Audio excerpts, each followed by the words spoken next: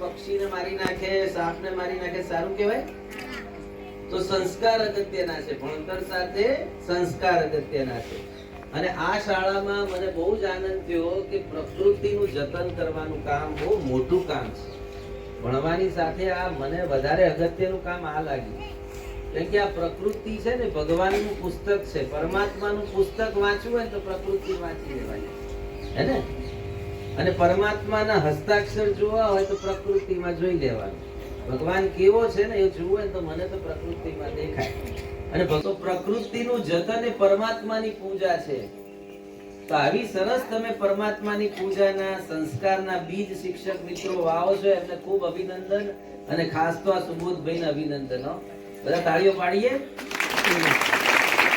અને તમારી વાત એમ કહીશ કે તમે સાપને નથી મારતા, તમે ચકલાને ચોણ નાખો છો, તમે ચોખ્ખા રહો છો, તમે ખુશ રહો છો, તમે બધા ભણો છો. આ શાળામાં એક પણ બાળકને વ્યસન નથી ને? એક પણ બાળકને વ્યસન નથી. બહુ સરસ કહેવાય.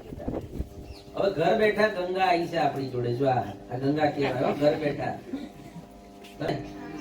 તો આપણા માટે ખૂબ મોટું સેવાનું કામ એવું મને તો લાગે છે કે કર્યું ઈટેક કંપનીએ, કે આપણે વહેલાઈને વાળીને ચોખ્ખી કરી નાખવાની એ પણ સેવા છે. અને આ યુવાન મિત્રોને પણ ખાસ તો બેટા કે વ્યસન ક્યારેય ના કરતા હો. મેં જોયું એકાદ બેના મોઢામાં મસાલા છે હો. એટલે આ તમારું જોઈને આ છોકરાઓ શીખશે. એટલે આપણે આવતી પેઢી શું શીખવાડવાનું? તો આપણે વ્યસન મુક્ત થઈએ, આપણે ગંદકી ના કરીએ, આપણે વડીલોની મર્યાદા રાખીએ, વડીલો માટે આદર રાખીએ, આપણે નાત જાતના ભેદ ના રાખીએ, તો આપણું ગામ રામ રાજ્ય થાય. કંપનીને જોરદાર તમે ઉભા થઈને તાળી પાડશો?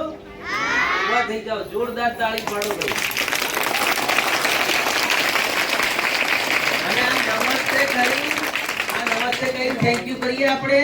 ચલો બધા એમને કહીએ થેન્ક યુ, થેન્ક યુ. અને પછી આવું છે તમારે અમારા દેવેન્દ્રભાઈ ને હું કહું કે તમને પ્રવાસ લઈ આવે. અમારી સંસ્થામાં આવું છે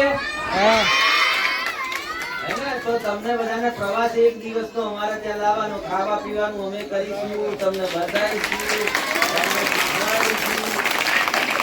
ગાંધી આશ્રમ લઈ જઈશું. આ નોટ ઉપર કોનો ફોટો છે? આ 500 નોટ ઉપર કોનો ફોટો છે? એ જેનો ફોટો છે એને ખીચું જ નહોતું, એ બધા ખીચા મારે.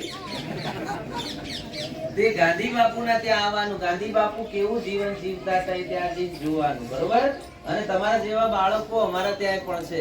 અમારા બાળકો કપડા ધોતાય આવડે. નાના નાના બીજા ધોરણનું છોકરું હોય ને તો બુશર્ટ કેવી ધોવો, શાક કેવી સમારવું, રોટલી કેવી કરવી, અમે આવું બધું શીખવાડીએ છીએ. પછી પ્રાર્થના કરીને જ જમવું, ખાવાનું બગાડવું નહીં. એક દાણો અમારા છોકરાને જ બગાડતા. એટલે અમને તમને ભેગા કરીશું. અમે એકબીજા જોડે દોસ્તી કરજો ને એકબીજા પાસેથી શીખજો.